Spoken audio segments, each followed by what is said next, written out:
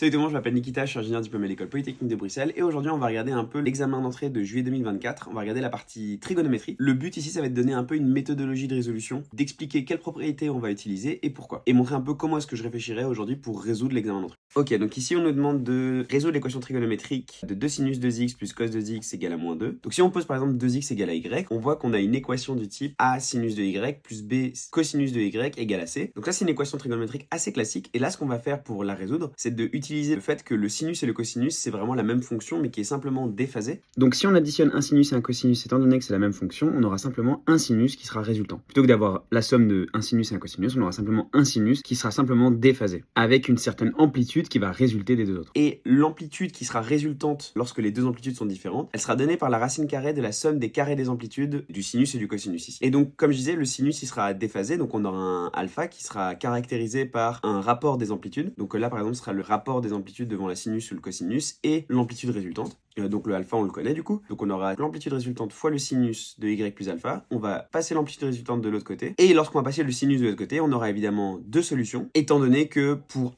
une même valeur de sinus, on peut avoir deux amplitudes différentes. Et donc en gros, on va avoir deux équations avec des plus de capi pour les deux. Et ensuite, on va isoler le y pour obtenir nos deux solutions. Donc, si jamais vous voulez détails de corriger, j'ai fait un accompagnement hyper complet qui s'appelle Polytech Goal. C'est vraiment quelque chose que j'aurais voulu avoir à l'époque. Dedans, en plus de ça, il y a des rappels théoriques, il y a un cours offert, il y a un groupe WhatsApp où je réponds à toutes vos questions. Il y a des techniques de planning d'études, il y a de la méthodologie. Voilà, c'est hyper complet. Et donc normalement, j'espère que ça vous aidera. Voilà. Et maintenant, on va dessiner toutes les solutions de 1 sur le cercle trigonométrique. Bon bah voilà, on va avoir deux expressions. Il faudra les représenter dans le cercle trigonométrique.